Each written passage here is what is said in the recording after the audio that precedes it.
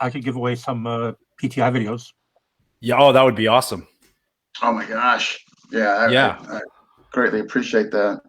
Let's stack this. Let's get you to 1,000 subscribers. I think it's going to happen. Hello, all. Welcome to FMA Discussion. This is episode 115, and tonight we're going to be doing things a little differently in that this will be more theme-oriented as opposed to interviewing guest and kind of finding about their bio and their background they've done. And tonight's theme, and actually this is the first theme episode I wanted to mention, but tonight's theme will be more gears on big organizations, small systems, small organizations, compare and contrast, pros and cons, and kind of everything that falls in between the lines of the two. And tonight's going to be great because these guests were handpicked. I mean, this wasn't coincidence. Tuhon Bill runs a very big organization. I think he does incredibly well, which we're going to get into. And Paulo is kind of, has had the pleasure and was fortunate to go around and meet different people, different organizations. And me, I have been currently in very small organizations, and I'll allude to that when we get going. The other thing I want to mention is, due to we wouldn't have kind of cross issues with questioning because Paulo has some questions, we thought it'd be maybe best for Paulo just to ask the questions and all that, just for a nice congruent flow with no hiccups and all that. So Paulo will be doing the questioning and all that, kind of a merge of both of us submitting some questions and all that, but Paulo had some great ideas and thoughts. So that's kind of the format. I think this is going to be incredibly enjoyable. I hope you see through the end. There's going to be a couple key announcements, one on awards. When we get to 1,000 subscribers, people are going to receive some stuff. We haven't determined the number yet. I'll make more mention that at the end and all that. So stay tuned. If you haven't already, hit the like button and hit subscribe on FMA Discussion on YouTube. Hi, guys. Welcome. Thank you for coming on, Tuhon Bill and Paulo. Thank you. Thank you for having us. Dean, thank you very much. Thank you very much. Really looking forward to this. So I kind of already broke in the intro, Paulo. So if you're okay with it, again, I want to thank you so much for doing this. Folks that are watching, about 6 o'clock, I came up with this genius idea and not giving him much time. And he was so receptive and he agreed to do it. And I wish I had given him more time. So, but yeah. Anyway, no problem, Dean. This is FMA Discussion, bro. I'm really happy to be here. So yeah, today we're gonna be talking about a lot of things, mainly to do with how to be, how to act, how to navigate through FMA's growth. We're gonna discuss when the system is small and then it grows, when the system gets really, really big, how do we manage those kinds of things? So I'm going to go first to Tuhon Bill. Tuhon Bill, give us a sense of how big the PTI organization is. I don't know. We got people all over the United States, Europe, Asia, South America. You don't know the number. You don't know the exact number. I don't know the number. It ebbs and flows because people will often they'll get membership, and then they'll sign up for a seminar or camp, so they get the discount for the membership because of the membership. And then they may not, if they don't go to next year's camp, they may wait until the following year to do the renewal, so they get the discount on the camp. So it's. I changed my computer from Windows to a Mac back in 2012. And when I just maybe the technical stuff, guys, because that's basically what happened. Did you lose data? I lost data, and I didn't have a good way to transfer stuff over. So a lot of times now I just have to run through my email list and see who's there. And honestly, I'm a little lazy on some of the technical aspects of it. Okay, let's talk about the continents that PTI has staked the flag on, right? Obviously, North America. We have South American members of PTI. Yeah, in Brazil. Okay, and obviously, Europe. You're pretty big in Europe, right? That's a stronghold for PTI. Asia, of course. Do you have any members in Australia?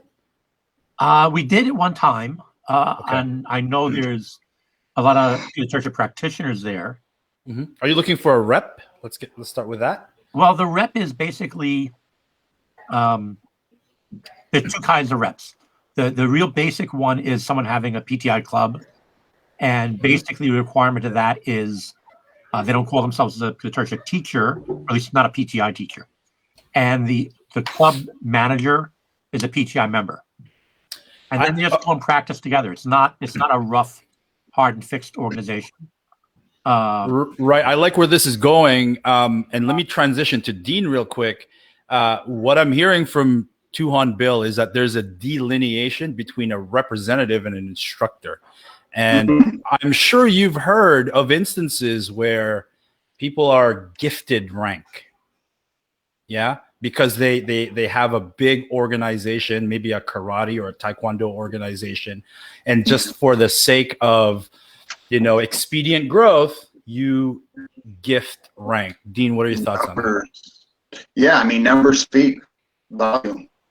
So if you're trying to pave the way in a new continent per se, you know what I mean? You got somebody that's just, very eager, wants to jump aboard, and you're trying to also get your kind of system off the ground.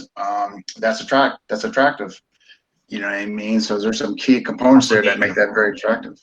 Am I saying Tuhon Bill you don't agree with it? You don't, for sure. But is there an instance where it might be more okay? Here's the thing. Really you want Bill to answer? I'm sorry. No. Go ahead, Bill. Go ahead, Tuhon. I think it really behooves the martial art and specifically the organization if you separate rank from authority. And thank you for doing good things for the teacher. Right. You guys have both read my organizational blog post where, rank is you pass a very specific test to get a specific rank.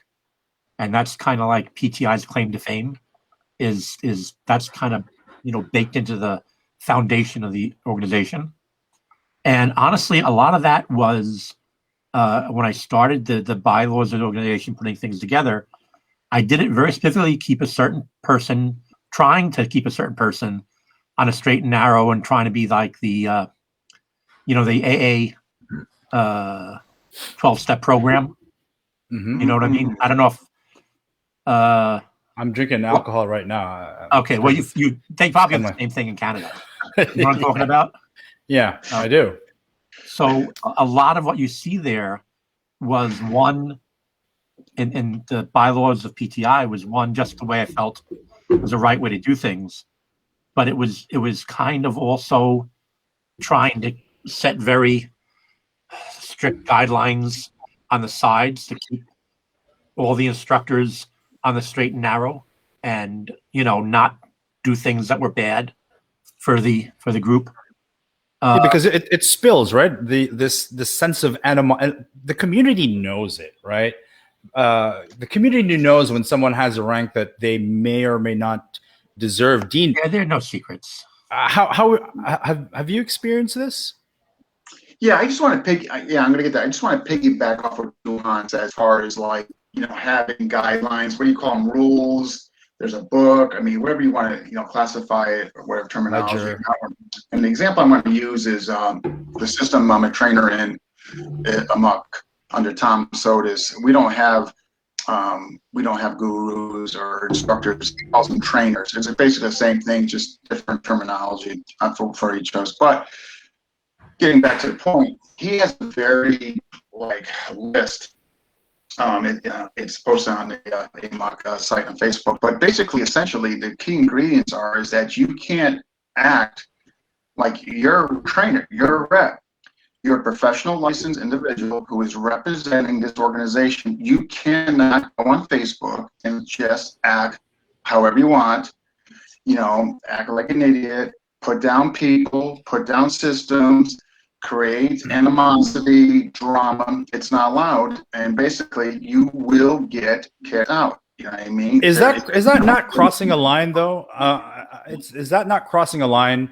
By the way, guys, I'm gonna play devil's advocate this evening, right? Sure, So what the questions I ask may or may not reflect my actual opinions, but are you not crossing a line as the figurehead of a system to say, hey, watch how you act on social media? I'll let Well, either one of you guys No, I think that's go ahead. a great question. I think, in other words, I think it caters to certain individuals. Like, I like that. I really do. But I think that also has to do with my personality. I don't like people like targeting people or targeting, like if they put, for example, if they put a video making fun of that and all that. So I definitely am on that far side, as evidenced by how I run the group there, FMA Discussion. I just, I just feel like if there's zero tolerance, you get a better community. I firmly believe that. I've seen the evidence of that. So with that being said, as far as an organization, I think it's fair to say if we have these like-minded people and they conduct themselves accordingly, we will look very good as an organization. I've seen reps from different systems. You know what? I'm just going to say it too. Not all of them are bad, and I don't want this to get taken the wrong way or misconstrued and all that. There's some very good reps and Ensemble Blend. Phenomenal reps. However, some of these younger generation guys, because they're under and they're riding the coattails of Guru Dan, think it's okay. You're about to get canceled, Dean. What's that? You can't talk about Santo guys like that. Okay, go on. I've seen it, and it's from my lens, it's disturbing. So you're basically using this great man to ride his coattails to basically so you can act this way and get away with it because maybe there's no policing from anybody on here, and that's a big thing too, policing. You know what I mean? If you're going to have rules, you better have somebody policing what you wrote up. Otherwise, what good is it? And, I'm so torn. Tuhon Bill, anything to add to that? Yeah, I remember when back, I think it was the 90s, there was a group called JKD Nucleus with some of the old guys at the Torrance School. Mm-hmm. And basically, I know it. There was problems with how things were run, and they were disrespectful to Dan, and so Dan left. And anyway, I trained with Dan for like 15 minutes under one of Leo's joint seminars with him, but I got huge amount of respect for that man. I mean, both as a martial art instructor and as a human being, he's just, amen. 100%. Yeah. So I can't thank him enough, really. Was that? We can't really thank him enough. Oh, yeah, really. Yeah. I mean, please do go on. But anyway, I that left a very bad taste in my mouth, that whole episode. So I remember very specifically getting calls from people who wanted me to come in and do seminars, and they identified they were with the JKD Nucleus group. And I said, no, I won't go. I don't like what they did to Dan. And he's not even my teacher, but it was wrong. Right. Well, now, would you advise your students also not to train with that group as the figurehead of PTI? I got to revisit it. It was just like over 20 years ago. I don't think I had anyone ask me. If someone did, I would say I would recommend you not because of the way they treated him, but I'll leave it up to you. Basically, if we have a problem in PTI with somebody, like for instance, there was after, I think it was like 10 years, not 2010 or so. I used to have a section of my of the PTI website that had all kind of anti-terrorism information and radical information and things like that. Of watch out for this group and this group, they have problems.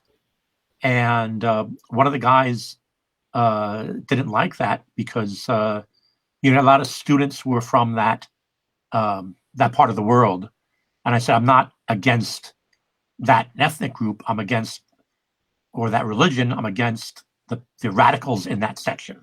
Absolutely. And he just didn't want anything to do with that. He actually threatened my website administrator to take his name off our website, or else he's going to do legal action. So we took his name off of everything. And ironically, my website administrator said, you got so many links to so many different websites, Google's going to give you a hard time about that. So you might as well take them off anyway. So we ended up taking off those things anyway. But, you know, Did you feel that your integrity was compromised by doing so?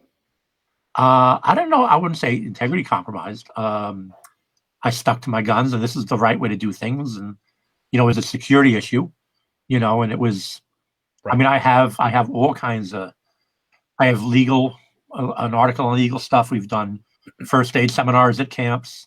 You know, it's just all part of self-defense to me, you know. Right. So, you know, we used to run, back then I was running the State Department list of, one of the links I had was to the State Department list of countries that are dangerous for Americans to travel to. That seems like, you know, it should fall within the realm of, you know, self-defense and martial arts and all that kind of stuff. Sure. And, you know, that guy felt, you know, that had to be politically correct. And I think you should be honest and let the chips fall where they may, kind of put it that way. So there's a lot of guys, I'm very, very conservative politically, and there's a lot of guys who are instructors under me. And, you know, that's different than martial arts, you know. Absolutely. Dean, do you have any experiences with that where the figurehead has a different political view than, I mean, because we can't really, you know, once you have everyone believing the same thing, it becomes kind of an echo chamber. We want to embrace diversity, but we also got to manage the culture of the community. Yeah. So, Dean, what are your thoughts on that? I can give a perfect example. I'm also conservative. And all my students, the majority of them are not. So I had to be careful how I said it, my conviction in saying it, and all that, because of the tumultuous times we're in with COVID and the whole past election. You know, emotions were, you know, on a higher scale of coming out as opposed to normal times, quote unquote. You know, so yes, I think I absolutely embrace diversity. God knows I don't want you to be like me or think like me or have the same ideals as me or opinions and all that. But at the same time, because of the times I just aforementioned, you know, it was touchy. So I didn't go out just coming in, you know, with a Trump hat and you know, right, doing the dance. However, you know, but I don't want to get solely in there. I mean, there was things that bothered me about Trump, but I am conservative. So, you know, this is, guys, we're really getting into some really deep territory here. Well, right? If I could give you an example, this was going to happen. Well, you know, I used to be very dogmatic about technique in Tertia. This is what I learned from Leo. This is the way he taught it. This is it. This is how you do it. And then, you know, gradually when I became an officer and started to teach officers in the academy and then in-service training and then teaching people from other agencies, you know, teaching military guys, teaching, you know, say in the early 80s, had several Vietnam veterans. Yeah. And then so there was a switch. Yeah, you got to teach different people differently. So probably after, I think mostly after I turned 40, but definitely after 9/11, I started to get much less dogmatic and started to go into my class. Okay, guys, here are the pros and cons of this technique. This is why we're teaching it this way. And teaching it this way works well for this group. But if you're teaching this other group, you have to teach it differently because they don't have time. They don't have the environment. You know, this group has to worry about a lot more legal issues than that group, et cetera, et cetera. So I try to do that also if you know, my Facebook page is just my name. It's not, you know, Peter Tertia or whatever. Right. So I post, if you look at me, the kind of historically, I do Peter Tertia stuff on the weekends, and during the week, it's any kind of interesting article I find. But I try not to be dogmatic. I try to post things that are factual and interesting. And okay, this is this person's take on it. And I found this argument interesting, and the guy has facts to back him up.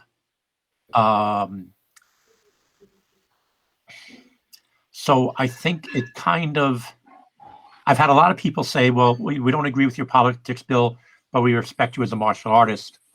And they don't, even the people I disagree with politically don't think I have a bad heart or I'm a evil person or I'm nuts or I'm stupid.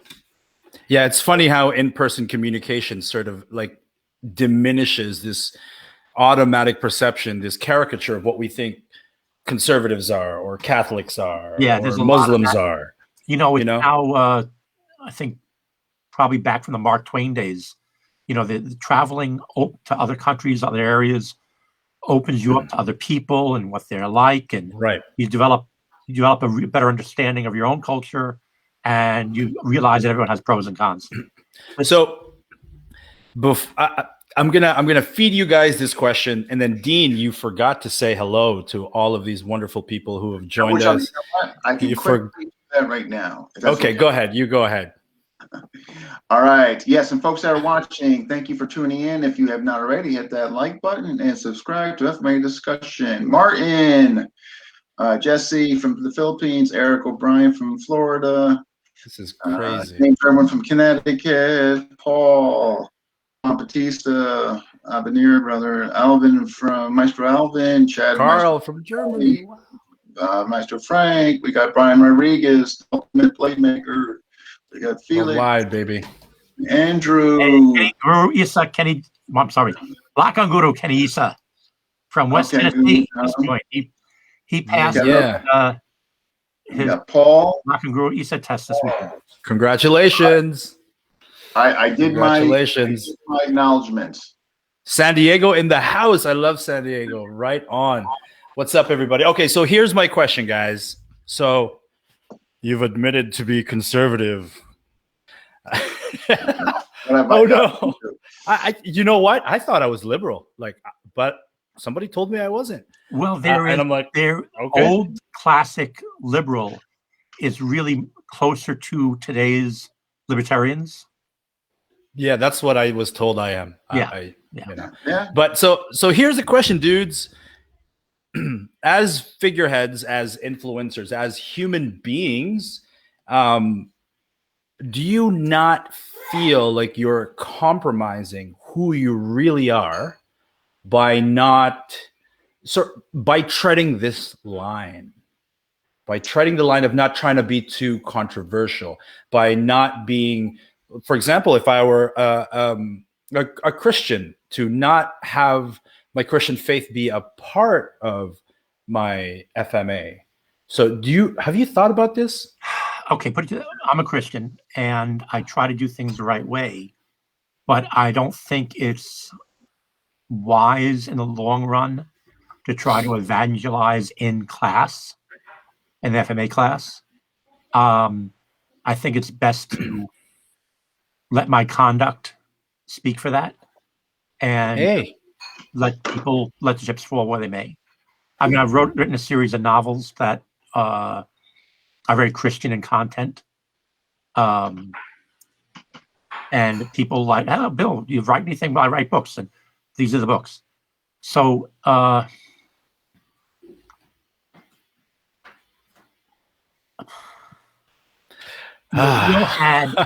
it's, I don't know if I'm getting a line. I'm just trying to be honest and trying to be a good teacher. Mm-hmm. And a good teacher of the techniques of Tertia should give the techniques that the student needs in the way that he can best absorb them and walk away from them, with good material and he can use it. It's a tough line to tread because, look, I type in Bill McGrath and I see Bill McGrath. I type in Dean Franco. That's Dean Franco's personal Facebook page, right? You got to tread this line. Dean, has this been difficult for you? You know how I make it easy for myself? I obviously have convictions. I obviously have strong beliefs. I obviously lean towards certain areas, whether it's politically, religion, all that. However, what I just make a point in doing it is, And you'll see it in my behavior in FMA discussion. I don't bring it in there. So I take the same approach in my classroom setting. I go in there, I'm very business oriented. Now, does that mean I don't make it fun? Of course I do. I'm not saying I'm not lighthearted and all that. However, though, I definitely leave those out, because that's, when you start doing that, people can get offended by that. You know what I mean? They're coming to pay you for service, to get instruction, all that, and they necessarily don't really care. They want to hear your political lens or your viewpoints, and they could, in these times, you know, we've seen it right here on social media. People are more privy to get offended and all that. So I leave all that out, and so I'm kind of a mirror image in my classroom setting as I am in FMA discussion, and I just find it just makes it a better playing field. It leaves objectivity out and emotional content and all that, where things can get kind of, you know, wavy and all that. That's what I find works for me. Okay, so we've covered faith, we've covered politics. Let's cover sex, right? Let's talk about sex a little bit. FMA is predominantly, by a huge majority, male dominated. Yeah, you guys would agree with this. And there is a certain culture of boys being boys when there's only boys around.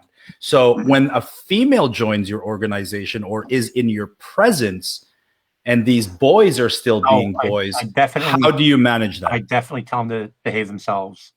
Yeah, you know, 100%. You know, it's usually not that much of a problem, simply because 99% of the time the female in the class is there with her boyfriend or husband. So Yeah, you know, okay, that's that's a huge percentage. Yeah, it's not. I'm trying to think. I'm 99.9 is pretty much total. Yeah, I'm pretty sure we have had females in the class who are not attached to anybody, but I wouldn't know a lot of times. And actually, I can think of one time where we had the opposite happen, where we had a female in the class who was acting inappropriately and flirting with the other people around her. Snap. I'm not touching that with a 10-foot. And I really did not like that. Well, I would like to find out about that class. Yeah, what's her name? And no, I'm just kidding. No, but this is This is back in the 90s. But this is rough, because like, you're taking people who have been in your organization and who are accustomed to getting away with certain things, and all of a sudden you're going to change the culture of your community for one person who may or may not stay. I don't think guys. Well, there's a right. No. So here's the thing: when I'm in my classes, you know, we're focused on the work, the technique, getting stuff done. If we're making jokes, it's usually, you know, me telling a bad joke to help them remember something. That's how we know you're a Tuhon. Yeah. You know, that inverse relationship between the yeah, the worse the jokes are, the better your skills are. Yeah, yes. So it usually doesn't come off that often. And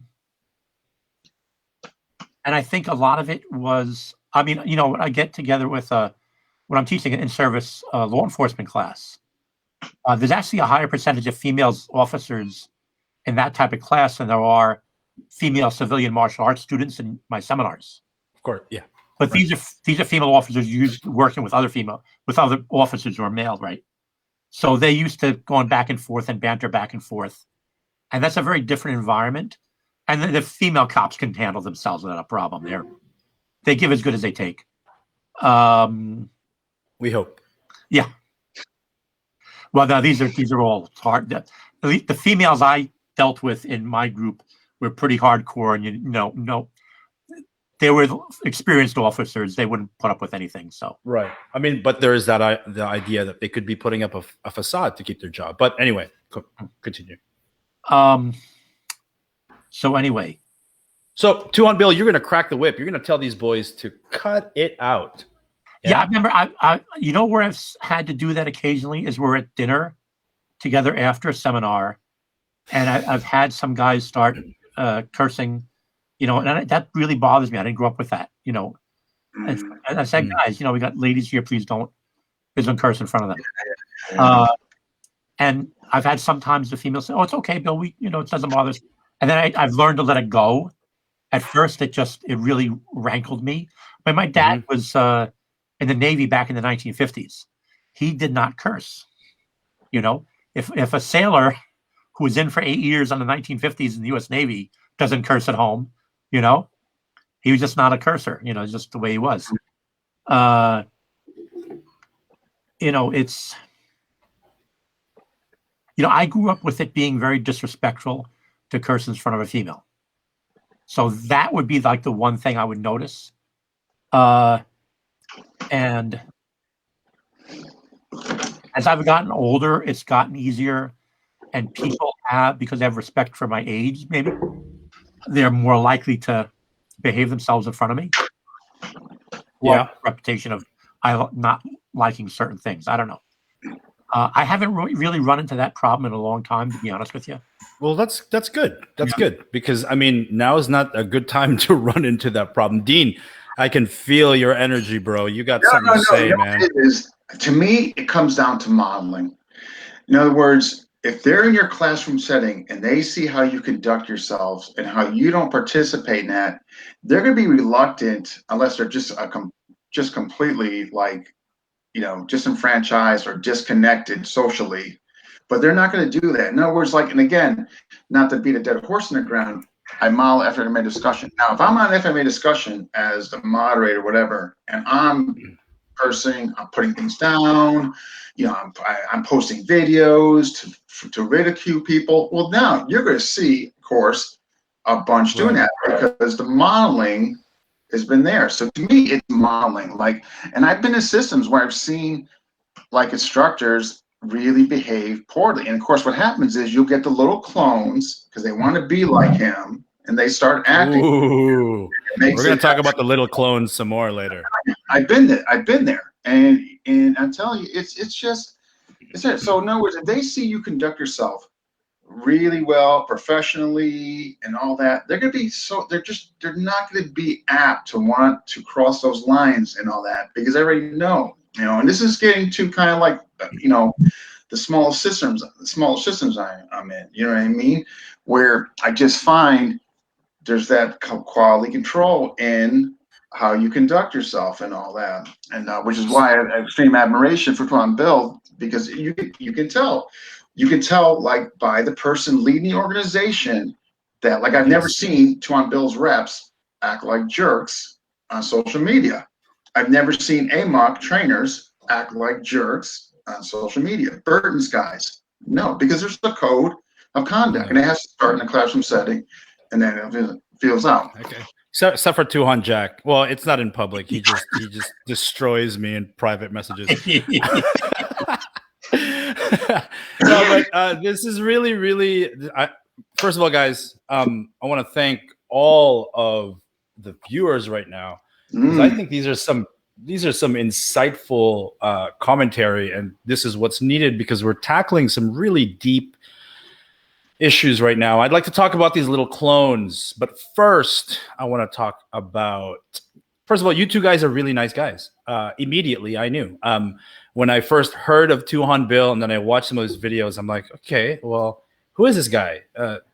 All I knew of you was you didn't have a good camera. At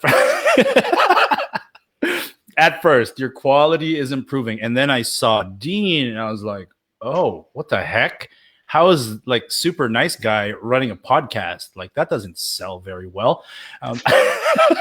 He's not calling people out, name call, right?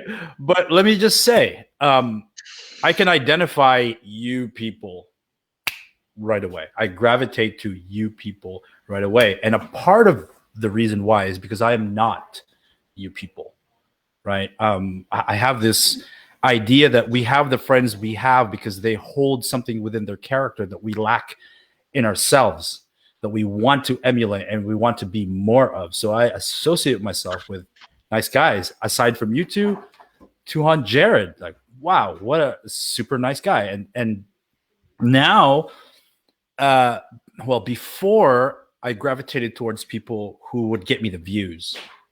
And I understood that was a short flight path.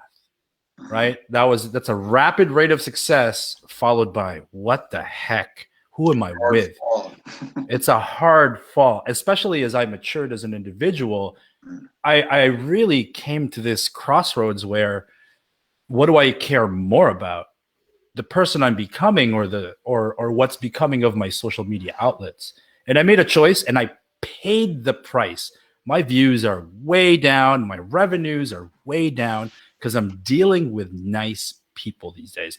And the reason I want to do that is because I want to be nicer, right? But if I'm not a nice person and I'm also the figurehead of a system, let me repeat that because I think the viewers are automatically imagining people to fit the mold.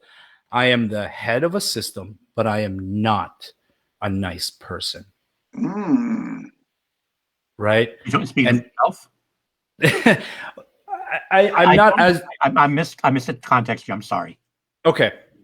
What I'm leading into is if there is an organization where you can clearly tell the head of the organization isn't a nice person, Right. but is skilled, is knowledgeable, and can kick ass. What advice have you got for the students who, number one, feel trapped in that system, and number two, who may actually enjoy being a part of that culture? Well, Can I go? the latter part is, you shouldn't like getting beat up, physically, emotionally, morally, etc. If you're in that situation, you need to get out and get help. Just get out, right? Yes. Get out. You know what it is? This is the 21st century.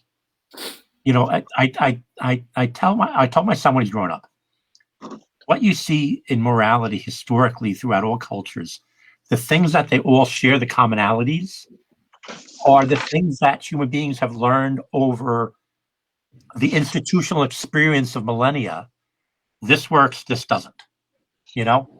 So it's not morality. The commonalities in morality, human morality, are not arbitrary. They're experienced based. This is how a society continues. This is how it survives. So, Tuhon, read the comment from Martin Leroy Deloria. I think that's brilliant, actually. That's a good one. Yeah. I got the Eric O'Brien at top, and I got Andrew Jansen on the bottom of mine. Scroll. Martin wrote, "You don't teach what you know, you teach what you are." Yeah, it's true. That's true. You can show a technique, but the manner in which you show that technique over time may hold more bearing. Let me go back while I remember about it. I'm 60 years old, so I got to say it when I think of it. Yes, sir. What you said about maturing and realizing how you have to do things. The male brain doesn't fully mature till 40 or older. I think we spoke about that a couple of weeks ago in one of the discussion groups. With females, the female brain has to mature a lot earlier because they're taking care of the kids and etc. They have a more. Jordan Peterson has a lot on this. You look at his videos. But when you said, it got to a certain age where you realized you had to do certain things, a certain way had to be more moral and functional and thinking long term. Part of that is your own personal experience in life. Part of that is your brain is maturing. You're getting, after 40, you should get some wisdom. That's good to know at 41. Yeah. So I'm trying to think what point I was trying to get to. Dean, jump in. What were you going to say?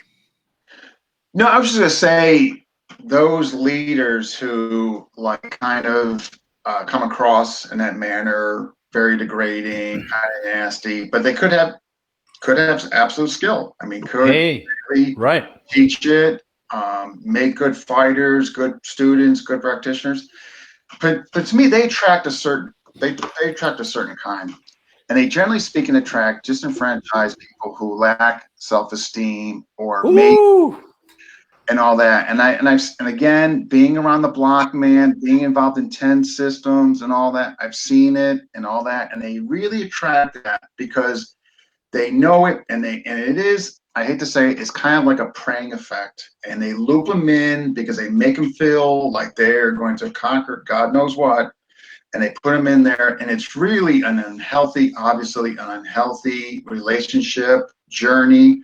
But if you know it's confident, sound people, they're not going to go to that person because they're going to see right off the bat there's just kind of something wrong. It doesn't fit them and all that. And this is where it gets into where the student, like I've alluded to on past discussions, where the student is the most important part of the journey. I don't care how big the system. I don't care. I think they all should mesh together for a harmonious relationship, but the student should not get lost, and particularly from the person that you just kind of characterized, that mean kind of not, you know what I mean? I hope that helps. I mean, by the way, some of these guys try to be nice, but I just think it's very hard to fake authenticity and to deny who you actually are over time. You know, it's gonna come out. And You know, it's Dave's got a nice comment. who? Dave. Great dynamic between you three. Nicely done. yeah. You guys have a bigger screen than I do, or something. Yeah, I'm not seeing any Daves up there. Anyway, Young people, very true, Brooks. here's something from law enforcement, guys. Guys who are going to abuse their wives or girlfriends, muggers who are looking for a victim, cult leaders looking for cult members, all have a similar MO. They do a grooming, they do a shark bump, they do some physical or psychological tests to see if this person will fit and will be obedient to them and do what they want them to do. That's a filtering process, right? They Filtering process. don't want anyone who's going to challenge their authority and not fit. Yes. And there's even some conditioning. Right. Exactly. So, Okay. you know, if you're running things the right way, you know, you've seen my blog posts on this. You know, the way I run Pitutertia, it's not a cult, it's not a tribe, it's not. You know, I'm trying to say different things. Not that being a tribe is negative in and of itself. If you're in an area where, you know, you have a legitimate tribe, a real tribe, you know, like an indigenous tribe.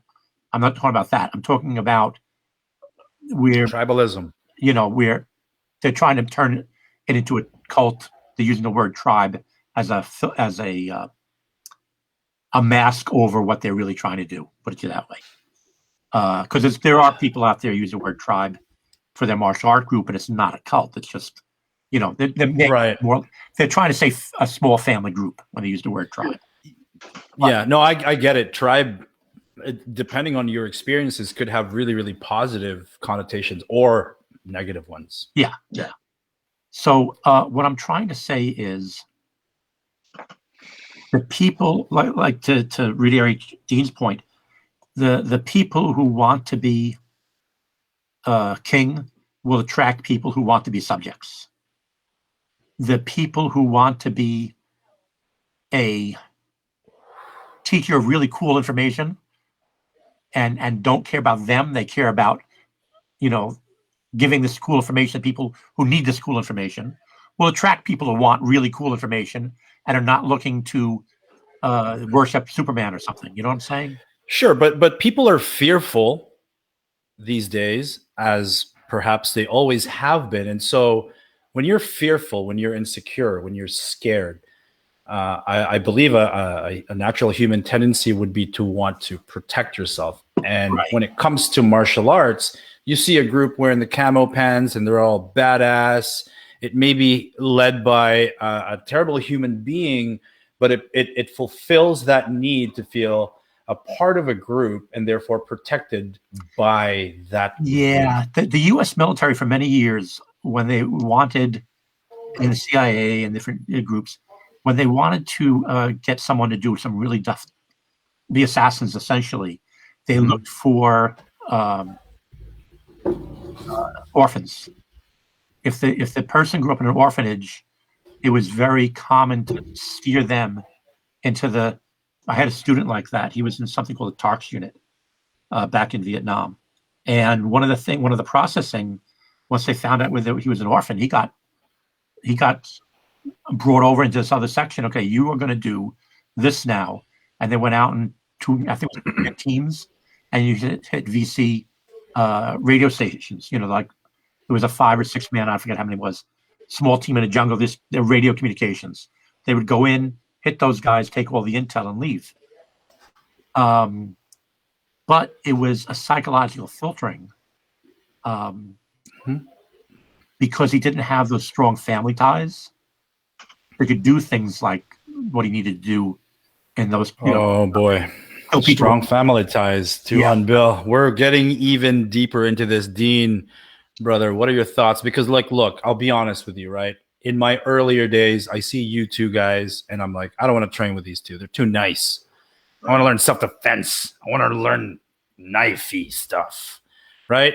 Dean Franco, that guy is so nice. Tuhon Bill, what the heck? That guy's super nice. So I'm not going to train with them. Did you ever feel the compulsion to want to appear like something that you're not to grow an organization? Dean, let's start with you on this one, brother. No, and just to piggyback off what Tuhon Bill was saying, to me, those people that act like that, there's something lacking, like they missed out on quite obviously psychologically. Yeah, but they don't see that. They don't see that themselves. No. We see that. I'm not suggesting they do. You're absolutely correct. You know what I mean? But it's also a lot of them have to cover up for something. Like you see it. Like I've seen instructors like that. You can tell like they're covering up for something. Like this facade that they project forward, whether it's in their clothing and their mannerisms and all that. I mean, you see it I've seen this from a mile away from these guys. And usually there's something, a deficit in their own selves that they're trying to cover up or improve upon. And yeah, but the students are not educated. They're not educated enough to know that. I know. You're absolutely right. You really gotta look at the person's age. Bill McGrath at 20 is a very different guy than Bill McGrath at 40. Yeah. Were you a bit of a? I was an asshole when I was 20 years old. I was an arrogant punk. The guy just swore after all. I know. Well, but I'm acting. You weren't. Yeah, right. You were arrogant, huh? We wouldn't have liked you back then, would we? I was going to a New York City public school, and after school I'd go over to class, and I was the youngest guy in the class, so I was hanging out with a bunch of adults, and I was above average in intelligence compared to the other guys in my public school, and I thought they acted very immature compared to the adults I was hanging out with. Yes, teenagers would be immature compared to adults, but and I was learning this cool martial art. I was hanging out with Leo, and I thought it was a badass. I mean, all teenage boys think they're a badass unless they get their ass handed to them multiple times a week. I would say 90% of any teenage boy learning any martial art is going to think he's a badass, way above his real badassery level, Dunning-Kruger in the house. That's just testosterone. But and there's a certain amount of protective camouflage you need to dress like in New York City. When I used to go I had friends in Bedford-Stuyvesant, which is a real bad area of New York. One was a police detective, and one was one of the Leo students. I used to go visit and work out with them. And this is in the early 80s, 80, 81, right, area. And I asked the cop one time, I said, there's a thing in the newspapers where they said, look, I'm telling you what happened back in these early 80s. It's just the way it was. There was articles in newspapers said white people should not go into Bedford-Stuyvesant because they're going to get attacked. Don't come in this neighborhood unless you are from the neighborhood. There was a black neighborhood back then. And I would ask him, how come no one ever bothers me? I mean, he says, well, Bill, you walk like a cop.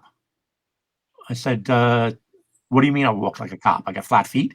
He says, no, you walk straight ahead. First off, you dress like a cop. No matter how hot it is, you have a light jacket on. You have, you're dressing like you have a concealed weapon. I had a knife on me back then, but and he said, you walk like you're determined, you know where you're going. Someone looks at you, you look them right back in the eye, you watch them take pass, you're not afraid of them. And so they read you as a cop. Sure. I was Not an easy target. back then I was all dressed in black. I wanted to show everybody how tough I was and cool I was. And, that's You're still tough and cool. Being a teenager and just, when you're young. Well, look, can we fake that? Dean, did you ever go through a phase? Did you go through a phase where it's like, I'm taking FMA, I'm going to act like an FMAer? No, you know what it was? Whatever that means. Yeah, I mean, I don't know. My journey in the beginning was I was just so immediately engrossed because I finally found something that really resonated with me, and I wasn't going to act like an idiot and ruin it. You know what I mean? Like, it was like a true finding, and it really brought out me.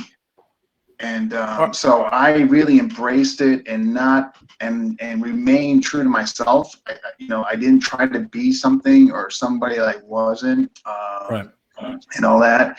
However, though, I've seen the flip side, and not teenagers. I mean, adults. Yeah, adults get. I mean, because let's be real. I've been in a school. FMA is so cool. Yeah. FMA is cool, guys. It's so amazing. Like it's really easy to get caught up in the image of it is because of FMA. I mean, you're weapons. So the whole thing that we're training weapons, man. That means so there is that if you're kind of, again, maybe you weren't the popular guy in high school, whatever your story was, and now this, you're getting, fed into this, and it's making you, I mean, and now your whole, your confidence now is going up and all this, and I've seen that dynamic where you see somebody, kind of, acting like, like you kind of were mentioning of sorts, like where it's not really becoming, and acting out of character, maybe that they normally were because of the FMA training, so to speak. You know what I mean? So let's end this with some advice before we move on to the topics we're going to cover later on. Is representative code of conduct and how we manage them. But before we move on from that, guys, let's give some advice to students who may be new to the Filipino martial arts. Let's give them some advice as to how to assess the instructor and the community that they're in. Because it's just like, sometimes it's like buying stocks, like once you make that initial purchase, you're going to hold. You're going to hold and then it's going to go through its peaks and valleys. And even if you're down so much money, you're going to hold. So what advice do we have for newcomers to the Filipino martial arts, what to look for, and when to know when it's time to bounce? When they ask you to do something uncomfortable, bounce. Steve Brown has a very good set of rules to tell if you're getting into a cult or a bad political system. And there are 4 general actions. And I don't know if he's here, but I'll find it and put it on my Facebook timeline. Okay. Stephen, share it in this video as well. Send a link on this video as well. Yeah. So there are 4. Yeah, 4 things to look for. What are they? That a cult leader will try to get his people to do, and that could be, a political cult leader. It could be a local cult leader. But there's certain psychological shark pumps or psychological steps they take to bring you deeper and deeper into the group. And get you farther and farther away from normal reality. Todd Fosse is Dean. You're going to have Todd Fosse eventually. I do have his name down. Yeah, he worked in this field, and he'll be able to expand. But guys, if you're watching this video, make sure to check the description. Tuhon Bill is going to share. He's going to drop some knowledge on us. By the way, I loved your earth, wind, and fire thing. I just found out I'm a water. As did I. Yeah. Isn't that cool? Yeah, it was. Guys, if you're watching this, go to FMA Discussion, look at the search, and look for, just type in earth, wind, and fire. Hopefully you'll yield the right results and not some funk band from the 70s. They were a big band. Dean, sorry, Tuhon Bill. Advice. Real quick, because there are several things on my blog page where I'm trying to address these issues. So if you could go to pikiti.com and go to the blog, and one of those is how to choose your fighting style. That's where I talk about earth, wind, fire, water. But the other is self-defense of the law. And you should be reading legal issues. That's one of the things that martial arts instructors should be teaching their students. Mm-hmm. And one of the things, how to judge if your teacher is likely to get you in trouble. You know, if you're there and Cobra Kai is telling you no mercy, you know, ask yourself, does this sound good if I'm in front of a jury deciding that I really use self-defense, or did I go too far, you know, in a fight, in a self-defense situation? So you really should be looking at this holistically. You know, what should be taught to a military group has a very, very different set of rules than a law enforcement group, which has a different set of rules than a civilian group. A civilian should have a very different set of rules inside your own home or out in public. You know, absolutely. Context dictates strategy. Yeah, you really have to think of it holistically. Right. If you're not a cop, don't be doing cop things. Yeah. Duh. Dean, advice for newcomers to FMA, and some things to look out for. Yeah, I think, you know, obviously we're using FMA as the lens here, but for our thing, in my opinion, if you're seeking that, you should absolutely go to their class. And the reason why I say that is because you're going to see the dynamic. You're going to see how they work. Are they an overbearing, or is it a we community? In other words, like does the instructor really embrace himself and with his students as a we thing, not an I and you? And you can really tell, like, just how they interact. Interaction will tell you everything, you know, about human behavior. You know, check out. There's enough on social media. You know, see what they on YouTube. See what's said about on social media. Talk to the students. But really, like, I don't think people do enough of that. And I'm just it's hard, Dean. You know? In FMA, whenever you hear something negative about your instructor, you auto tune it out. You know, this guy's just a hater. If you're deep in, if you look, you judge a school. There's such a huge advantage these days. Mm-hmm. You can do the research first. You know, see, is the martial art something that's going to be right for you in your environment? Is a teacher teaching it well? You wouldn't, you know, you have the best martial art in the world. You wouldn't send your kid to a class where she's a record as a pedophile. You know, it could be the best. Right, that's what I mean. Like, we have access to so much information. Yeah, but guys, today. there are people like, for example, and let me preempt this by saying, like, one-on-one, I love this dude, but Grand Tuhon Leo Gahe is the perfect example of someone you just can't read. You know what I mean? Because one-on-one, he's a very different person than how he portrays himself in the public. You know, he says things like kill, kill, kill. I'm like, it should be skill, skill, skill. But, you know, from the public's perception and then getting the opportunity to spend time with them, these are two almost very different representations of who this human being is. But it's hard, guys. It's hard for a newcomer to really identify, am I in a good school or not? And you have to watch where the inner circle is. Sometimes there's stuff. But PTK is so big. A group that there's I'm trying to think of the right term, but there's a circle of, you know, you have the leader and then you have a group around him who are yes, there to prevent other people from getting into that level. Gatekeepers, thank you. Yeah. And then, you know, a lot of it is, you know, it could be simple things like who he's married to and who, you know, that causes problems in a lot of martial art organizations. That my wife is very good with me. You know, she lets me handle things my way and I just do what I do. And she's actually would be more strict. She doesn't want me having videos. Let them work hard. Let's remember the old fashioned way. You know, she's Chinese, she's old school. But I've seen places where guys go to, travel around halfway around the world, go to a martial arts school. They're there for 5 days of training, and they run out of the school T-shirt after 2 or 3 days, and they wear another T-shirt. And the wife or the owner says, "No, you can't come here with that shirt." Well, we don't have any more clean shirts. Well, we'll buy some new shirts.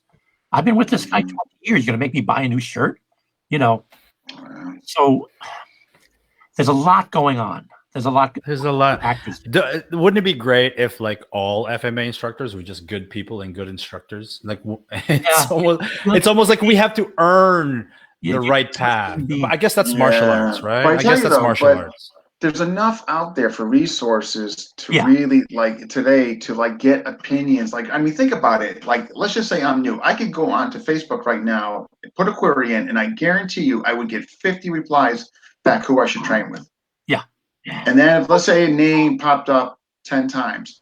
Maybe that's a guy I would check out because of just by his name popping up, in the more frequent, as far as the listings go.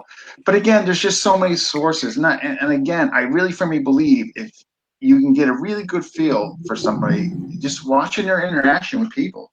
Yeah. They can't fake that. If they're a jerk, they're going to be a jerk. They can't. Yeah, but some people are just not that intuitive and observant and understand what they're seeing. Of being able to read. That I find troubling. You fall in love with the instructor. You fall in love with the system. Okay, and you get to a point where they can do no wrong. I go to class and I see this guy talking down to somebody. Just from my lens, that's going to turn me off. Right there, that is a place I do not want to be. Sure. So, but by that time, you might be in a 12-month contract, Dean.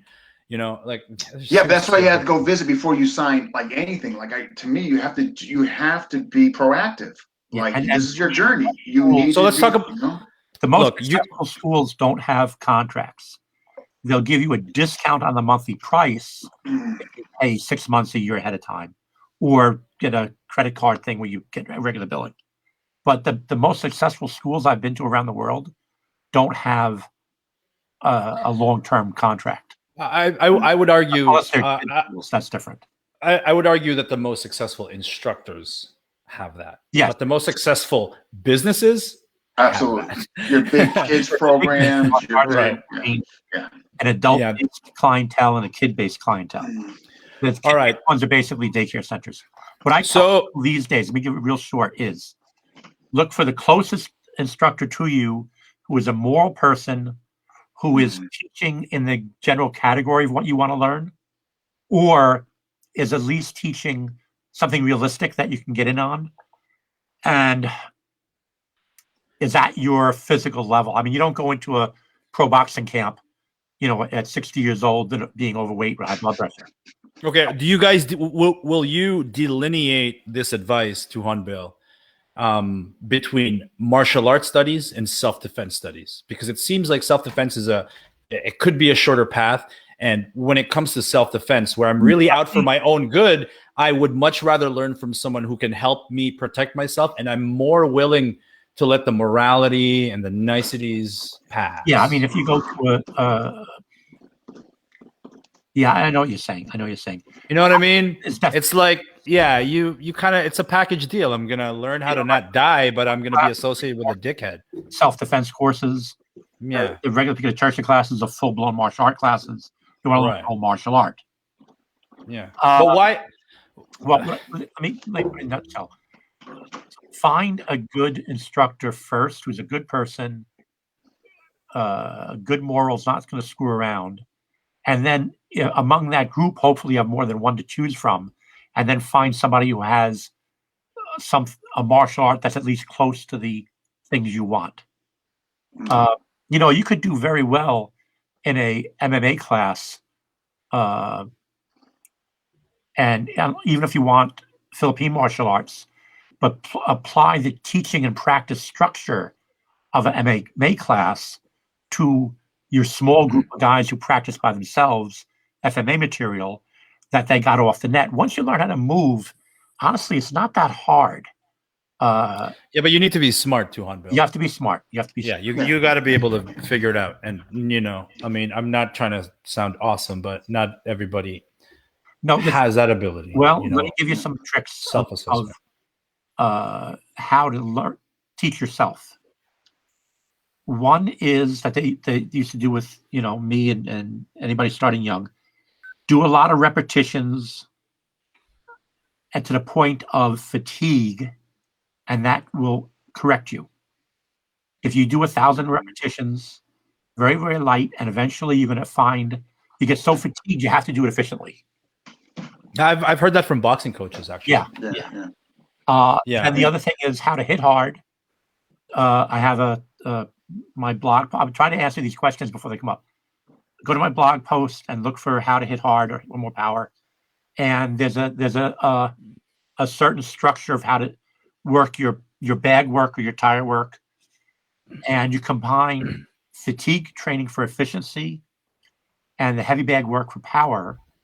And those kind of things are self-correcting. When I teach people how to hit the bag or hit the tire, I start off with, I want to introduce you with a better teacher than I will ever be. And I point over to the tire stack. That's Mr. Tire Stack.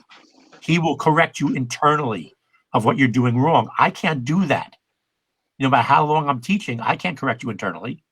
And the thing is, when you're hitting harder, you're doing it better. It's really simple. And you will feel, we'll give you some guidelines of how to hit, but you will feel the harder you hit, as you're doing it better, it equals hitting harder. It's very easy to see that. Anybody should see if you're doing it better. Got it. And then I give guidelines and a thing of not overdoing it, so you don't want to get tendon problems and et cetera, et cetera. We got a question. Yes. What do you, this is from Paul, and that's definitely, okay, so Paul, what do you consider success? All three, please. I think for the purposes of being concise about it, and within the context of what we were discussing, success means numbers. Let's just do that, right? Because otherwise we can get into philosophy of what is success. And I have 2 students, but they love me. Let's not get into that. I know. Or they're going to be. You know what I mean? Let's move forward. I want to talk about. Here's the thing, though. Okay, you got to cover some compare and contrast. Go ahead. Small I'm sorry. and big. Here's success from my martial art organization. I set out with the goal of producing 12 people under me who had the full system. Is that 12 for the disciples? Yeah, that's Is that? And I love it. 12, I love it. Well, it's not that I'm Jesus. It's that No, I get it. 12 in the Philippine martial arts is a big number. Yes, sir. That's the number that comes from the Spanish Catholicism. But shout out to Jesus, by the way. I love that guy. Anyway, I do for real. So your goal, your metric for success is to create 12 great instructors. Organizations put out good instructors up at tertia. So I don't think we have 12 matas naguros yet. Some of you guys have to check that for me.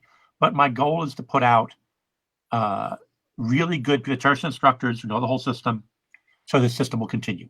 That's my definition of successful. I have a lot of luxury. I had a good day job. I could pick and choose who came into the class. If I've had people come into the school and I ran a commercial school that I did not, I got warning bells go off over these guys. I'll teach first class for free. Go to the tire, hit the tire. So for all, their job was to hit the tire for 2 hours. Yeah, Tuhon, by the way, for 20 minutes and quit. In my observation, that is the number one metric for happiness that I have found in instructors. If they have another job. Yeah.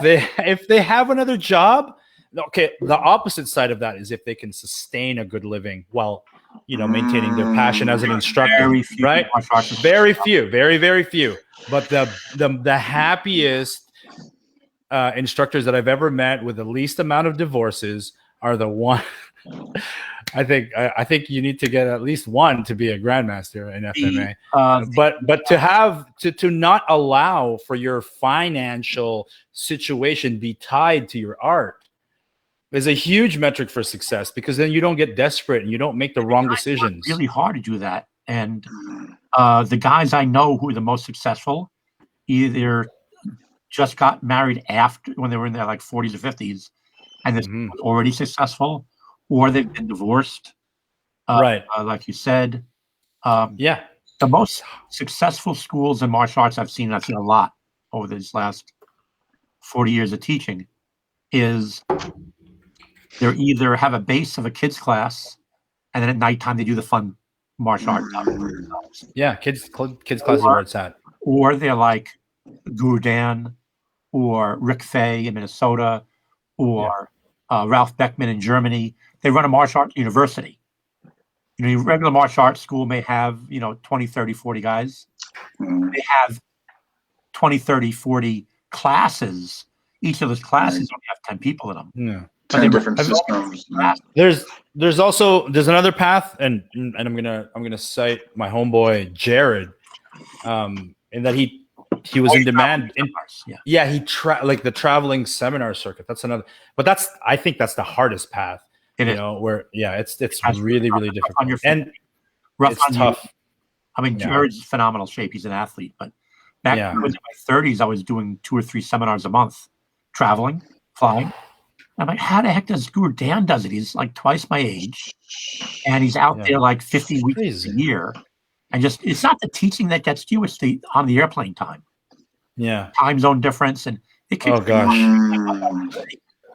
I don't. Man, when at the peak of my travel, I got to the point where, when I started, I loved traveling, meeting new people, and then I hated it. I really hated it, and I needed to make a conscious switch to go. Listen, you've stopped enjoying being in this country. You're too focused on the task. You lost the part of this job that once gave you so much joy, which was traveling and discovering new cultures and new food. It became so much about the job, and it's tough. And luckily Jared didn't go through that, because he loves history. So there's always that. But that's a really tough path. Well, he told me his wife made a rule that he can only travel X number of weekends a month. He has to be home X number amount. Yeah. Balance there. They have a good balance. They're very solid people. But it's tough. And because of COVID, now it's like a blessing in disguise. He's home more, and he's had to transition.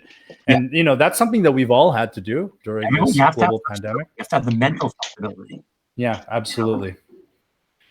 Dean. Let's say there is a Franco FMA. Okay. There's Franco FMA. Filipino Martial Arts. Yeah, Connecticut Cutting Club. I don't know. Connecticut Sanction. Yeah, we're gonna call it that, right? And then you start off with a small group. This small group of individuals absolutely love the small group dynamic because they get to spend time with Grandmaster Franco, right? And then the system actually has validity to the point where it begins to grow. Mm-hmm. And as it begins to grow, more newcomers come into the Franco FMA system, the Connecticut Cutting Club, and then it continues to grow. And then the originals who were there with you, who fell in love with you and the system, are now faced with this change. People don't like change. And there are all these newcomers who think they're the shit, the poo. And then now you're faced with this dilemma. Who do I cater to? My OGs or the growth of the Franco system? Tuhon Bill, this is going to be something that I know you can speak of from a real sense, right? From experience. But Dean, philosophically, how do you manage this growth? Well, I actually went through it for a brief period of time, and it led to my departure. And there was an aspect as a student or as the figurehead? As a student, and there was definitely a martial art maturity with me that I definitely want to make this inclusive. So basically, as the group is getting bigger, there's definitely going to be a balance of trying to keep everybody happy. And the problem is, a lot of times when you do that, it will end up you who will not be happy. Because so as a student, you felt alienated.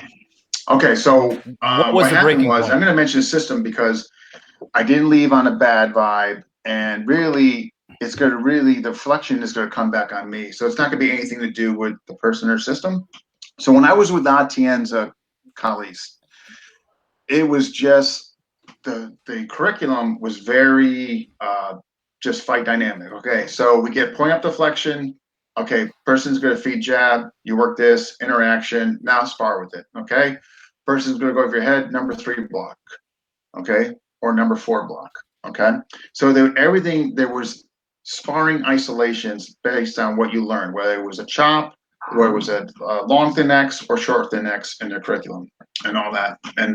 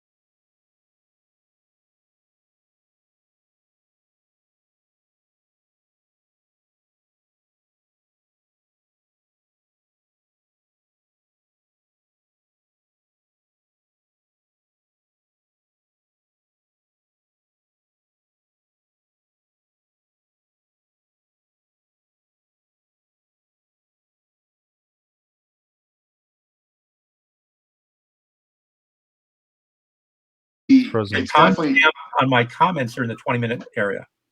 okay. It's Yeah. definitely still running. So Yeah, matter of fact, agree. Matter of fact, they just okay. Okay. So anyhow, Okay, so go on. So getting back to that, So it was awesome, and then it started not being awesome for those who are just joining us. Dean was part of a group. It was a small group. Everyone got the personalized attention. Can you hear me? I can definitely hear you, but Okay. Eric is saying no sound, but that's got to be on his end. Other people are saying lost you guys. The count is at 12 people, so there's definitely people seeing us. Sound, no sound. Let me go. Hey guys, if you can hear us, make How a can there be no sound? hear it. Yeah, if you can hear us and see us. No, they're all saying no sound. I have no idea. Okay, you know what? Stay right here. I'm not going to shut it down. I'm going to X out and come back in. Hopefully that will do it. I have no idea why this is occurring. All right, hang tight. Dropping. Okay. Sound seems to be back, says Martin. Dean is gone. Hey, Tuhon Bill. How are you doing? Hello. I had to put the curtain back up behind me because I haven't finished cleaning up the office yet. That's very thoughtful. I liked it, to be honest, but whatever. I'll be more efficient when I clean up the office. Before Dean gets back, and let's put a placeholder. Oh, Dean's back. Here he is. Okay, sound back. Sound is back. Yeah, sound's back. It's unting. Says Eric. So anyway, just to recap. Right, Dean, you were part of a small group. It was agile, it was hardcore, and then it started expanding. And all of a sudden, they're going to institute these new changes that made it softer. Some people will call it watered down. Some people will just call it more scalable. Okay, there are positive things to this. Let's not just focus on the negative. But we're talking about the effects. Right, we're talking about the effects of the originals when a system expands. So please continue. Yeah. So again, so at this time, because I was quote unquote one of the originals. I mean, they had a kind of a quote unquote backyard before they went quote unquote public. So I was the influx when they went public, which was me and 5 others. Five went to sword, I went to knife, and all that. So there were 6 of us. And so when it happened, so now this circa. This is Atienza. This is Atienza Kali. Atienza Kalis. Yeah, okay. Atienza Kalis. Yeah. Yep. So a couple years in, they obviously were growing. I mean, what have you? Internet and the whole 9 yards. And they started getting and they started putting this in. So it was hard for me to make that transition. However, I'm not saying what they did was wrong. What I'm saying for me at that point wasn't right. And looking back, I wish I had sat down and kind of spoken with him. We didn't leave on bad terms. It was a few things. I had a surgery and all that. I mean, matter of fact, we were just talking a few months ago before COVID. However, though, I do wish though that I had, sat down with him, expressed my concerns and all that. And what it came down to, I have to be honest, martially immature. I wasn't looking at the big picture. You're putting this on you? Partially I'm putting on me because at least I didn't sit down with him and try to find out why they were doing this approach, how come, why were they placing this stuff, why were they instilling this, what was the direction, what was the future, and I could have done that. So here's the thing, we're all responsible for our own journey, so I think I could have done that, and I think it's due to, I saw something I didn't like, I was not willing to change, and I think martially speaking, I was somewhat immature. Yeah. Agreed. Dude, that's so. Dean, I love you, bro. I thought here you were like dissing Atienza or whatever, but you weren't. You placed it on yourself. You took accountability for the decisions that you made, and as you grew older, you took account of that. You audited it, and now the conclusion is that was on me, right? And guys, by the way, what we're talking about right now, if you've just joined us, is this whole idea of when a group starts small. You have a group of people who like really invest so much, right? It's almost like your early adopters when new technology comes in, right? As this technology, as this system skyrockets, there are changes that are going to be implemented. Newcomers are coming in that are going to change the dynamic of the group, and it's going to affect most the people who were there from the beginning. Tuhon Bill, you've gone through this. So before you go on, I'm just going to excuse myself for a second. I'll be right back because I have some understanding of the PTI community based on my communication with Tuhon Jack. So please explain to the community while I excuse myself for just a second how you manage this, how you prevented alienating your early adopters, and how you manage the growth of the PTI community while trying to keep everybody happy. Okay. First off, you set clear goals. You lay out the map. This is our goal to get to, and here's how we get there. The curriculum is all laid out, and we're going to go in this order of the curriculum. And I think that helps a lot. If you tell people, we're going to go on this road and to get to this city or this town, and we're going to go at this speed. It's going to take us so many hours to get there. If you're upfront with people, then you're kind of filtering the people who don't want to take that road. A lot of it is what seemed to work for me was having different classes. I would don't go to seminars where I was teaching. The teacher was very often bringing me in so he would get the material, and then the rest of the students were, the ones who were paying the bills to get me there, basically. And then you would pick from that group. The senior guys are the ones who are kind of working the hardest and absorbing the most. But the beginners were there. They couldn't. If it was a class designed for getting the advanced students at the next level, they've been through ABC and were doing a technique D. And yet some new people in the class who were not ready for A yet or B, they were there paying the bills. Honestly, it was a teacher's job to disseminate it down to them when they were ready.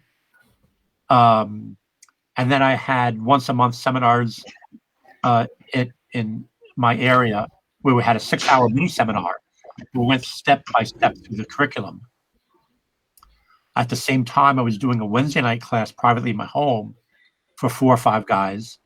And it was a 2-hour class on a Wednesday night in my backyard or in on my deck, or wherever it was, depending on the weather. And we would average about 1 new technique per 2-hour session. So these guys were just grinding through the curriculum. One of them was now Tuhon Mike Papalizio, and he said something very interesting that pertains to this point. He said you start off as a martial art teacher teaching your garage. You have 5 good guys. You only take in the guys who are willing to work, and you wind up with 5 good guys. Then after a while, you get requests to do more and more, and you wind up maybe teaching a class at the YMCA or something, and you hit, say, 50 guys at the YMCA, and then so you move to a commercial school. You rent a building or a storefront or whatever, and you go into that place. But in the when you had YMCA, when you had 50 students, you still only had 5 good guys, and you had 45 guys helping you make the jump to the commercial school. You rent a storefront. And then you have 100, 200, 300, 500 guys. But you know what? You still only have 5 really good guys, and the rest are paying the bills. So, and Mike was, I think, 20 or 25 years in jiu-jitsu, Japanese jiu-jitsu before he came to train with me. He was in boxing. He was a cop in Brooklyn back in the 60s and 70s. I think he started, I forget what time period, but he's about 15 years older than me. So, and this is training in the 90s and early 2000s. So, very hard experienced guy. He had done another Philippine martial art before he came to me. I forget which one, but anyway, very experienced, very sharp guy. And, and I think one of his teachers may have spoke to him about that, and he noticed it happening in real life. No matter how many students you have, you end up with 5 really good guys, roughly, let's say, as a general rule of thumb. So that's why I tell people, I advise my guys, don't try to teach as a income, as a living, especially if you want to have a family. You really should have a day job, and then at night, teach a couple of days a week, teach out of your garage at first. That's just big enough to support a school sublet from a dance studio like I used to do, or YMCA or something, and or get a corner of some other existing martial arts school. And you'll have a lot less headaches. You'll be a lot happier. What's the point? What's the point, Tuhon? The point is to keep it small, keep it balance. The whole balance. Okay. You'll be happier, and you'll have less pressure on you if you don't teach commercial. If you just teach it as you have a good regular job that pays the bills, has good benefits, medical care, etc., and then you could teach the way you want. The guys who are most successful in martial arts schools, either they're basically running a daycare center during the day for kids. There's a Taekwondo school around the corner, or not far from me, that has 5 or 6 minivans, not minivans, the full. The van they pick them from school, passenger vans with the logo on it. They pick the kids up from school, and it's basically a daycare center. Pick them up from school 3 o'clock, and they're there till mommy and daddy picks them up at 6, whatever it is. Yeah, it's a big business, good business plan. Martial art universities, where you have, there's only 10, 20, 30 guys in each class, but you run 30 classes. Ralph in Germany told me, his business model is when someone goes into the school and asks, "Do you teach?" He says, "Yes." Even if he doesn't teach it, he said, "You know what? We're having a class open up next week. Why don't you come in? I'll give you a free class over there." And then he'll go and call around and find a teacher and say, "Can you come in one day this week and give me an hour class of what you do? I'll pay you for your time. And if it does well, I'll have you come in as a regular instructor, and you'll have once or twice a week classes." And most martial art schools are a lot smaller than him. And they say, "Oh, yeah, I'll get paid for it. Sure, I'll come in." And so they go and they advertise it, and they're starting a new class, and they'll put a guy in an open time slot. And this guy is like 5 floors of martial art rooms, and he has a at one point he had a restaurant on the ground floor. He has a weight room. He has saunas. He has Indoor track. chiropractic room, Helicopter pickup, an a in-house. concubine room. Yeah. Snack bar. So, Tuhon Bill, keep your day job. Keep your day job. I says keep your day job. Unless you're willing to do that amount of work, and it took like 20 years before he got there. Yep, I believe that, and this is in line with my observation, guys. Yeah, Rick Fay Not this guy. Keep your day job. Yeah, you guys from the U.S. Yeah, what's love got to do with it? We know we love FMA, we love martial arts, but when it comes to running a business, what's love got to do with it? Seminars have the three triumphant. They do FMA, usually in a Santo blend. They do MMA or BJJ.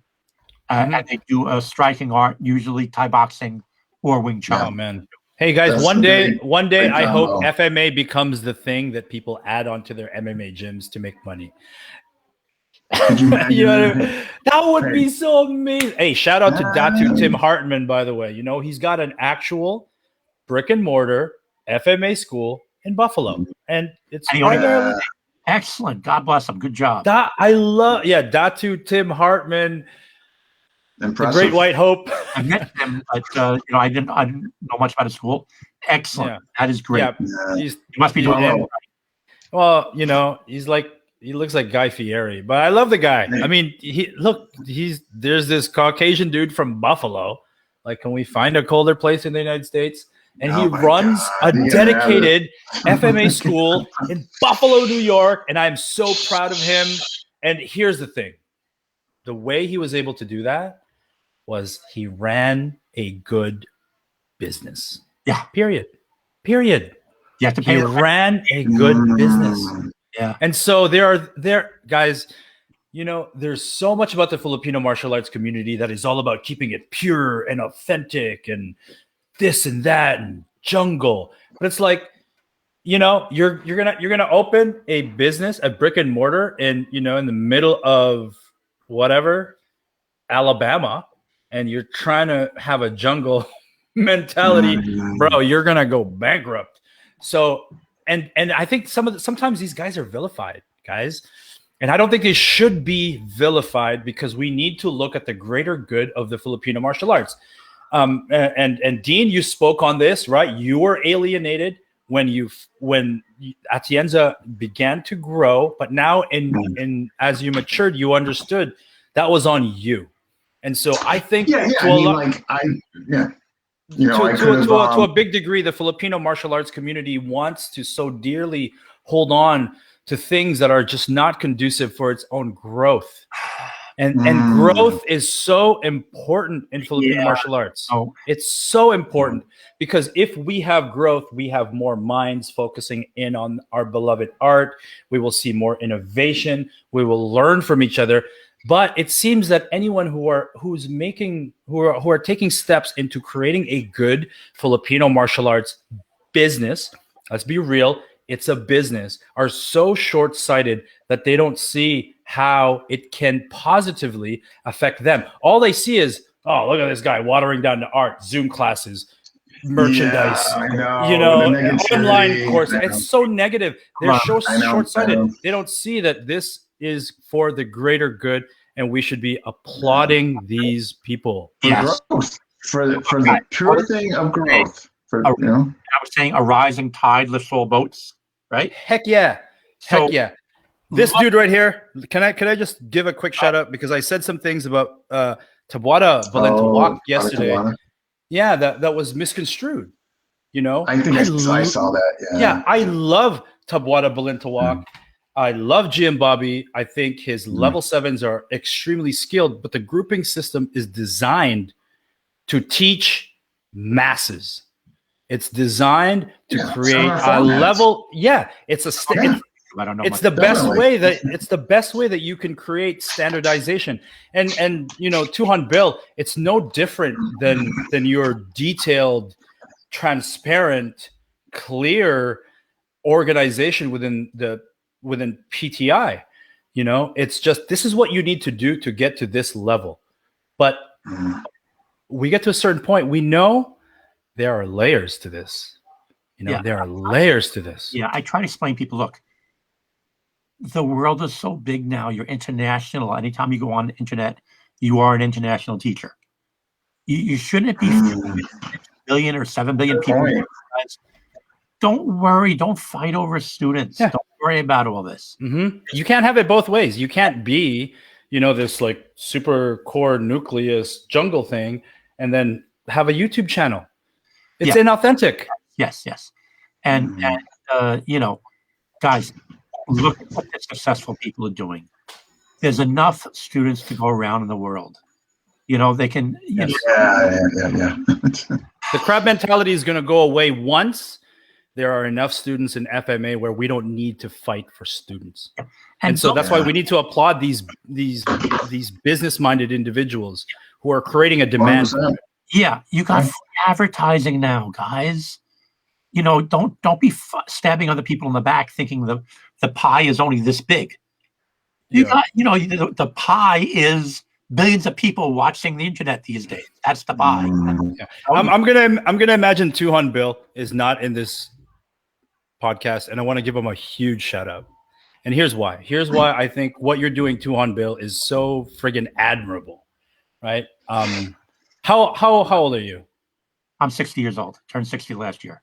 So this whole social media thing started 10 years ago? It's at right.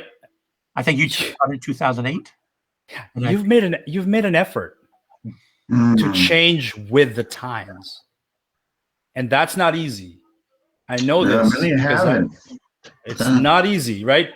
We have a lot of these old school masters who just shake their fists at the sky and go, no Zoom, no online courses, no marketing, no Instagram.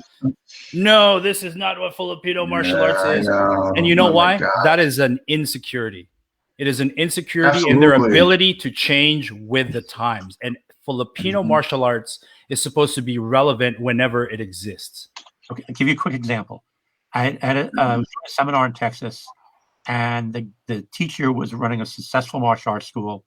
And he says, I try not to turn anyone down. If someone comes to me, I've had a couple of kids come in, young kids, teenage boys, coming in and saying, I can't afford you. How can I do? Can I work my tuition? And it says, yes, your job is going to be to wash the windows. You get, you come in and you wash the windows once a week, and you have a week's worth of classes. Your job is to sweep the floor. And he had 2 or 3 guys in the class like that who couldn't afford training, and he gave them something to do. So, what's the point? What's the point in this story, Tuhon? Okay, here's the point I'm trying to make. You're an old fart like me. You have a hard time with technology. You know what? Find someone who is a young guy who knows technology well, wants to train with Duh. for martial art training. Boom. Duh. You don't have to master everything. Yes. And we can really have the best. Yes, sir. Find someone else who is good at what you need and do a trade. It's not rocket science. Dean, what's up, brother? Well, we got a couple because we're past an hour and a half. We're actually going an hour 40 minutes. Doesn't feel that we way got a couple options here. Okay. Obviously, keep going. Or how many or a part 2. Let's set a time for 15 minutes from now. We're going to end the show. How about that? Good. Brian Rodriguez had a question or made a comment. Yes, sir. About power hitting on the heavy bag, and I said that will teach you how to do it. And then brought up a very, very important point of you also need weightlifting power training for that. So Brian and everyone else, I've tried to answer these questions. Go to my blog, look for the power, and I talk about my training routine. When I was in tournaments, I would weightlift 3 days a week. As a heavy bag 3 days a week. Run 3 days a week. No, thanks. Tuhon, it's FMA. We don't need cardio. What are you talking about? But go to my blog at piketty.com, and a lot of the questions you guys have, guys being the people watching this, I tried to answer there based on my experience. I've been doing this a long time. and I really try to communicate with people and address these questions on the blog. Hey, who's got bikini-tertia.com? Oh, I had that back when I was under Leo, and then when I broke from him, he kept that, and it was Pikiti dash. Bro, you still have it. You still have it. You still have it. I go to bikini-tertia.com, and this is a PTI page. Really? Yeah. Oh, you got it. Guys got it back. Yeah, make sure you. Yeah, because that's huge. I couldn't believe you got bikini.com. Yeah, and by the way, some advice for all you Filipino martial arts tech guys out there: buy it all. Buy all the domain names, because like bikini.com, bikini-tertia.com, Tuhon Bill, that could be your retirement fund if FMA goes well. Just sell that domain name. Domain names. The .com boom. Guys, we have had so many people here on this podcast who have stuck it out throughout this whole thing. And I don't know how people do that, because I can't really watch anything longer than 5 minutes. But I just want to say thank you. Alluded to, there was a comment, I think it's above, I would have to go find it again, but alluded to, can you three do more interviews? There's a nice dynamic, something to that effect among the three. Yeah, I'd be happy to do this again. Bro, if you want this again, try to put questions for future like this in the comment section when Dean goes and posts this on his website, on his page. In the comment section, say, I have a question for next time. Can you answer XYZ, whatever? And that will help. Guys, I want to monetize this for everybody. And sometimes I feel like I get vilified for wanting to always monetize things. But here's the thing, guys. Well, honestly, Tuhon Bill, how much money have you spent to acquire the crap that you know? You know, how much of your life, Dean, how much of your time, how much of your money, how many fights with wives have we gone through to friggin' to gather this knowledge? And sometimes I get vilified for wanting to monetize it, but it's like, listen, dudes, they paid their dues. Well, honestly, I'd rather not monetize this particular thing. No. Consider this free samples. Right. I mean, a lot of times people want to go to my website and say thank you. And I got my basic videos. You don't have to be a PTI member to purchase. Yeah. You want to say thank you? Go ahead and buy one of those. Look, maybe even on a donation. You know, like, what's your PayPal account? Go send Dean some money. Go send Tuhon Bill some money, because truthfully, I'd rather not free money. I'd rather them buy something from me. No, meaning to say, off of this, yeah, you guys are so humble. But listen, no, I get you. No, but you know what this is like. My thing is, if you guys were doctors, you would not be giving out this level of knowledge and wisdom for free. Yeah, maybe we're undervaluing our what we're doing. I mean, I'm not saying that's wrong. Maybe that's true. Maybe we're no, Dean. It's not maybe that's true. That is 100% true. You are undervalued. Tuhon Bill is undervalued, and I think it's going to take us some time to be underweight. and here's what it's going to take. It's going to take somebody like me to go, you guys are robbing these dudes. You guys are robbing these dudes. I mean, you will never characterize it in those terms. Yeah, you've been absolutely wonderful. This is the second decade of the 21st century. Actually, third decade of the 21st century. Yes, sir. People are used to getting a lot of good information free on YouTube, free on Facebook, free on the internet. So I consider things like this free samples. And what am I telling them? I'm giving them business advice. I'm giving them organizational advice. And it's 2 hours of my time that I'd be sitting there watching House Hunters International with my wife on TV. Yeah, but with respect, people pay consultation fees for stuff like this. You know, I'm retired. I got time. Okay. I'm just saying, and it's not just you two. It's not just you two, right? You know, Rodel Dagook is undervalued. GM Bobby is undervalued. So many Filipino martial arts instructors are undervalued, and it's precisely because you can get this stuff for free. right? But there's work involved when you want to get things for free. You got to go through the World Wide Web, you got to go through YouTube, and you got to curate this. Whereas in this format, we are specifically addressing topics that is going to hold value for people. And look, you guys are super, super humble. I've met your type before where you just do not actually understand and realize your true value. I do, right? And It's not me. I'm passing on accurate information. I'm a conduit. Sure. I'm just a messenger. I've said that before to my guys. I am just a messenger. I didn't invent this stuff. I didn't discover this stuff. I'm saying I've got all these martial arts schools, and this is what works for them. I'm actually pointing you towards them. If you're in the United States, you want to learn to run a martial arts school, go talk to Rick Fay. If you're in Europe, you want to run a martial arts school, talk to Ralph Beckman at the Kempo-Kan Dojo. If you're in Japan, there's one of the biggest martial arts school is under Guru Dan. It's a obviously Japanese guy, I believe in Tokyo.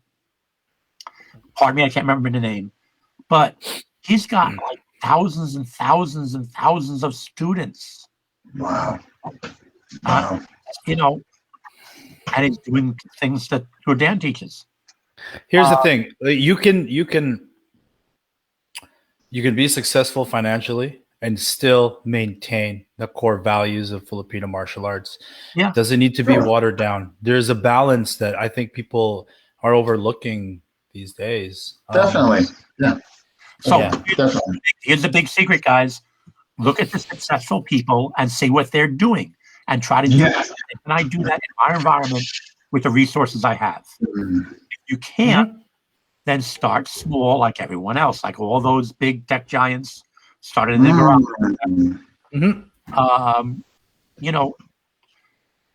Paulo says count the cost, right? What are your resources? What can you afford to do in terms of teaching? Maybe it's only Zoom classes? Do you have a marketable skill? What do you have that's different than everyone else? And are you good at this certain thing that it might be there's 10 guys doing what you do, but maybe it might be as simple as you can teach at a certain time when they can't. It might be. Hey, that's good advice. I don't know if people are actually hearing that.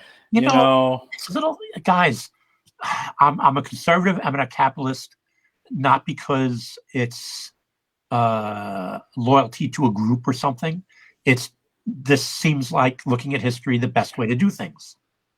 It's yeah. And look, there are tragedies that I witnessed. Like there's no reason the Grand Tuhon of Pikiti Tersha Kali needs to be doing seminars in his 80s to make ends meet. Right? People come to him. He really should.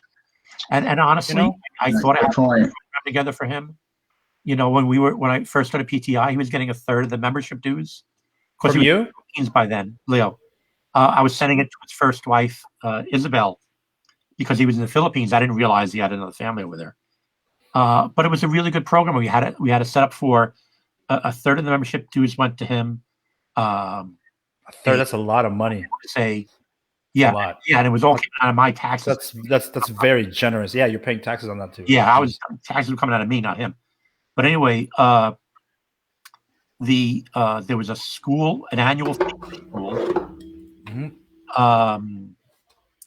and there was something else in there. I forget. Oh, and I was giving him a portion. Once he gave me the proper contract for PTI, I was going to give him 10% of my seminar fees too. Sweet. All I wanted was exclusivity over testing. That's what. Oh, you're a smart dude. I just wanted. Qualifications is where proprietary information. You're a smart guy. I just to stop mixing copper with the gold. If you got a bag of gold coins, not having rank inflation is like money inflation. If your money in the bank is all 100% gold coins, and the printing press starts minting coins that are 50% copper, 50% gold, people on the street may not be able to tell, your gold coins lose value. Inflation goes up. So I was trying to stop rank inflation. Rank inflation. Yes, it's basically. I love that. New- Oh one. gosh, we need you, Tuhon Bill. Right? We need you. So Rank All right, inflation. guys. We're And coming up on he we're would coming be up on very that mark. and a nice solid income if he stuck with the program. Woulda, coulda, shoulda, brother. Yeah. Yeah. Dean, you have an awesome platform here. I want to give you a big thanks for. No, I want to thank you both for coming on and No, you bro. agreeing to do the questions. I thought that was a good decision as far as us, you having questions, me having questions, and just kind of chaotic and what have you. I think this was the way to go. Folks that are watching, we of course will do this again. I do want to say though, I do want to bring Tuhon Bill back. When I had him on the first time, we had some tech issues and all that. So I'd like to bring him back. There are questions I didn't get to ask him about the 64 ways of attack, the 5 subsystem, and some other stuff I'm really generally want to know. So he will be back in that regards. And also, Paulo has agreed that he will ask GM Poggi if he would like to come on. And GM Poggi has said that he would offer his expertise on various subject matters within the FMA community. And I think that was really great. I think GM Poggi has stuff to offer, and I think he should be heard. So, and Paulo, I appreciate that. Please let me know what he says. I think that's. I reluctantly accept for the greater good of the community. I think that. If No, I I could think- just add, guys, please ask questions to Dean first before the next time I come on, because I see 90% of the things are, hey guys, doing good job. I see very few actual questions that we can answer. Yeah. And if you would like to pay me back for my time,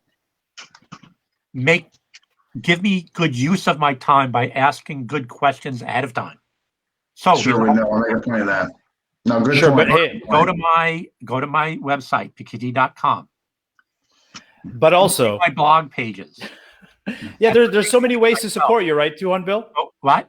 There's so many ways to support you. Yes. So be respectful of my time by doing the research first. Go to my website, read the blog, read the history of the tertia, details the curriculum and whatnot. Go to my YouTube channel, Tuhon Bill MCG at YouTube. Look through my videos. And try to send Dean questions first so that when we get on here, Dean can read some really good detailed questions, can send them to me ahead of time so I can get any facts and figures I need ahead of time. And the best way to say thank you to me is to make good use of my time and do the research, do your homework, and ask me good questions that I can answer in an intelligent manner with details that will benefit everyone. Tuhon, speaking on behalf of this generation, you're asking for too much. You're asking people to read and do research. What is this? What are we doing here? You want people to research and do reading and I'll mandate it. When I put up the flyer and advertise it, I'll mandate that, hey, you need to submit questions there like ahead of time. I am not going to answer the questions that you put on. You know, I'm going to say, look, I'm not going to look over to the right and look down the screen because you couldn't take the time to submit questions early. So yeah, I'll just mandate it. And guys, if you're overseas, Google Translate is your friend.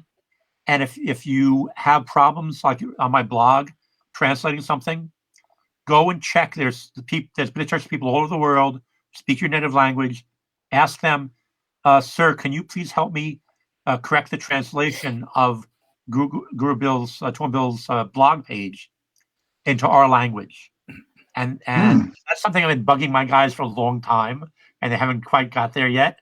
I'd love to have an Italian version of my blog sites, a Hungarian version, a Finnish version. Most of the Germans speak English. Actually, most of the Finns do anyway, the younger ones. Brazil, I'd love to have you guys, all over the world. I would love to have you guys translate my blog articles into your local languages. That would be a big help to me. Big help to the church, a big help to martial art world in general, etc. So anyway, No, that's great. Let me take that a step further, Ooh. real quick. yeah. Okay, go ahead, because then we're out to raffle. These dudes, these two guys, others like them, whether they are Filipino or Caucasian or whatever, it doesn't matter where they live. When you do Filipino martial arts and you dedicate your a good chunk of your life to Filipino martial arts, support one another. And for the instructors, make it easy, please, for us to show our support to you, because I think people's hearts are in the right place, but don't make it difficult, right? Maybe put a donation link, let people know what your PayPal account is, have products to sell, have online videos, hold Zoom sessions. And for all you Filipino martial arts practitioners out there, even if you cannot make the date, right? And maybe you get an opportunity to watch the recorded version of that Zoom. Sign up, pay, because the name of the game is sustainability, right, guys? Right? It's about sustainability. If our Filipino martial arts ambassadors can't maintain or can't sustain continuing to provide you with such great knowledge, they're going to disappear, whether by circumstance or because of time. And I want to say that we need to get rid of this mentality where we're trying to hold on to what, Conrado and Leo Gahe did way back when. We can retain some elements of being tribal. We can maintain the core principles of an art. We can uphold the values of the Filipino people. We can promote and preserve art, history, and culture while moving forward. But none of this is going to happen if guys like Dean, if guys like Tuhon Bill, and most especially for the amazing talent that we have in the Philippines, who are having a very, very, very difficult time right now, making ends meet, right? And who may not be able to have a PayPal account or have internet access. I want to put the onus, I want to put the ball in the court of the Filipino martial arts students to support not only your system, but open your heart up to the idea, as Tuhon Bill said in this podcast, the rising tide raises all ships. The tide goes up, and all these ships rise. It's impossible for a tide to rise and lift only one ship. So stop the crab mentality, find ways to support, and not, the words of encouragement are fine. But some people are really struggling. Some are doing better than others. Support everybody. That's my message, right? And sometimes my methods of delivering this message may be controversial or whatever, but I think my heart is in the right place. I'm trying to get the views, the likes. I'm trying to promote all of FMA because, whether you know it or not, everyone's going to benefit from this. Yeah, the technology is so cheap now, guys. What you can do on your smartphone took $100,000 professional movie suite back in 1990. To have a VHS tape in Filipino martial arts, you practically needed to mortgage your entire house. Yeah. Oh, guys, you can do so much now so cheaply, so inexpensively. Yeah. So reciprocate. Show your love. Yeah. Dean, you got an announcement. Especially a technological time. Yes, and I'm going to also post this in the group. We are definitely doing a raffle when we reach 1,000 members. What we're thinking about doing, there'll be actually a few raffles. One will be I will purchase a knife.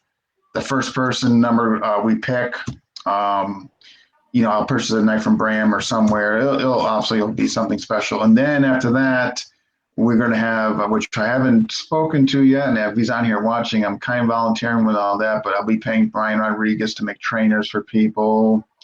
A couple others have suggestions, but the bottom line is we're not going to just pick one number and that's it. I'm thinking I'd like to have 10 10 people maybe be lucky and win something. I think that'd be a good number. We pick 10 numbers. Dean, I got a And- bunch of knives here. I'll let some of these knives go. I got Okay. some. We need to hit 1,000 subscribers for FMA discussion. Okay. I went there to tree. Hey, Brian's agreed. You don't even have to pay for it. Sorry, Brian. Hey, Brian, I want to pay Brian. I mean, he's been doing enough for so many people. But Got a great yeah, knife. so that's the thing. I like to have 10 people have an opportunity to win something and all that. All that. So that's gonna be nice. Of course, I will put this on the group too, just so for those who don't see it. Paulo will be offering a 40. I mean, a knife.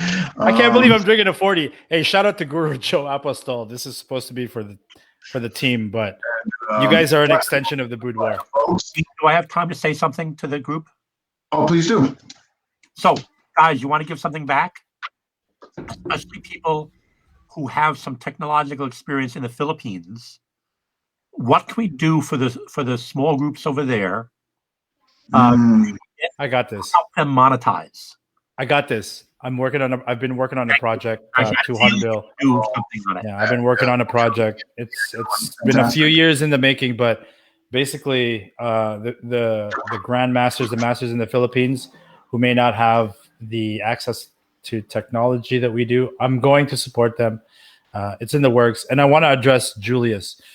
He's absolutely right. Some people don't want this. Some people don't want expansion, right?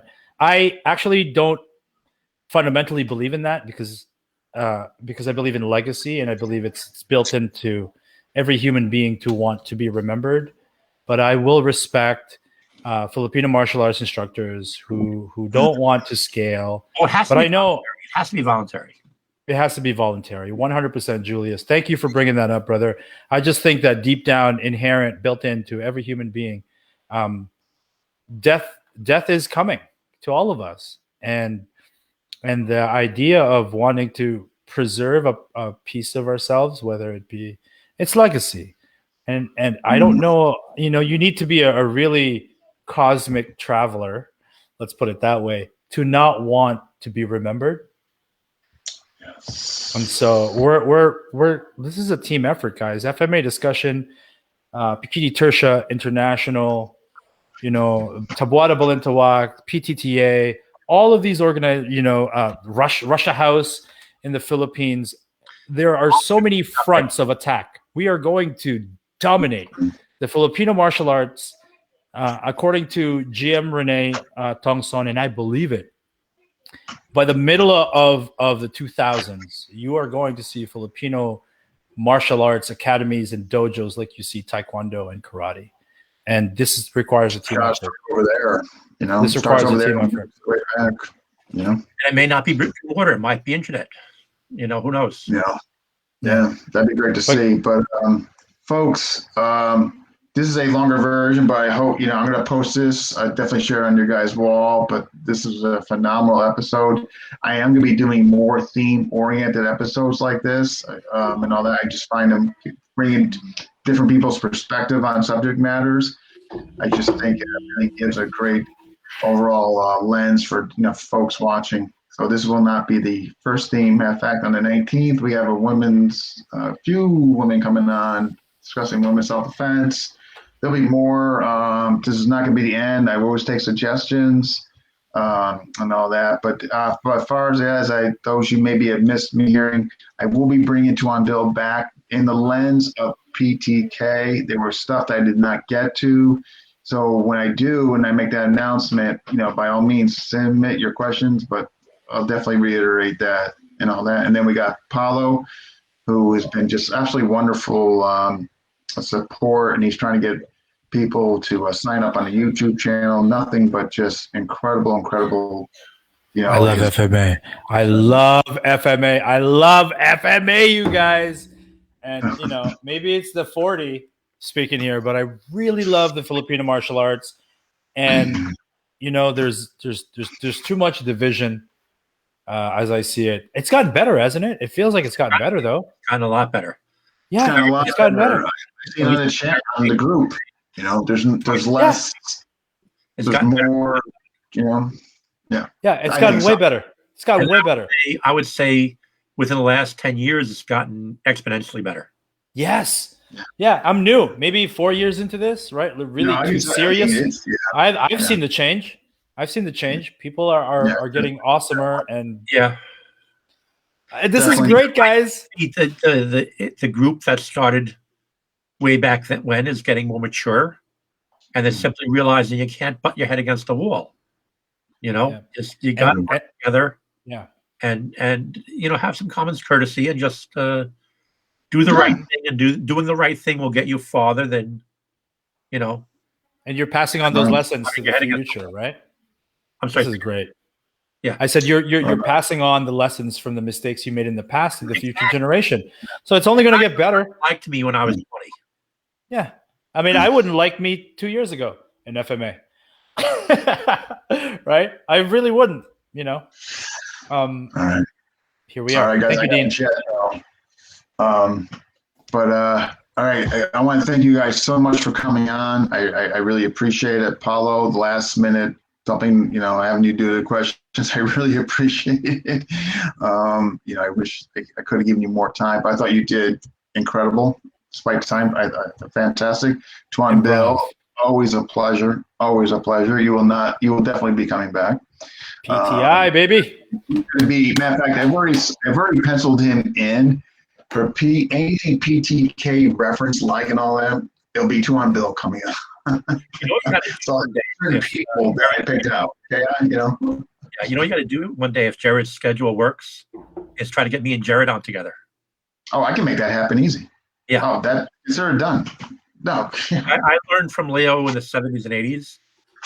Jared started in the 90s up to today. So I know Dean's got to go, but Tuhon Bill, if you were to add a third to that, who would it be? You, Jared, and who? With regards to PTK. You or Dan. Oh, just PTK? PTK. You're on the spot now. Yeah, it is, because I'm trying to get somebody different. I mean, one of the guys. How about GT? Too? If I can get you, GT, and Jared, would you do it? No, there's too much water under the bridge with us. And okay, pick someone else. I'd rather talk to him in private and see if he would talk to me in private. Okay, pick someone else. Fine with that. Sorry to bring that, but. Ooh. Phil? Yeah, I like talking to my own guy. But okay. Phil might be good. Phil would be a good guy. Jared Wihongi. Yes. Who called it? Yes. You did. Dean, you said it. We're gonna get Tuhon Philip, Jared Wihongi, and Tuhon Bill.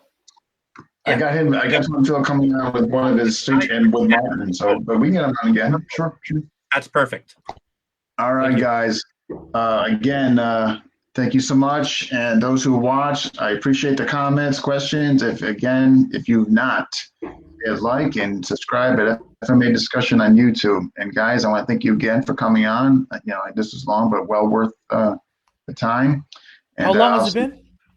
We're going over 2 hours, but it's okay. And again, thank you so much. And obviously, we'll absolutely be in touch. All right, guys. Take care.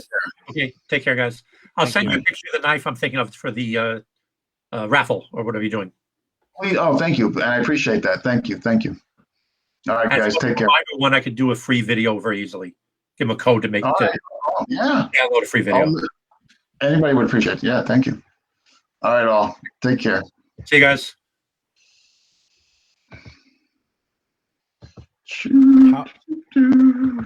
2 hours, bro? Thank you, Dean. Thank you.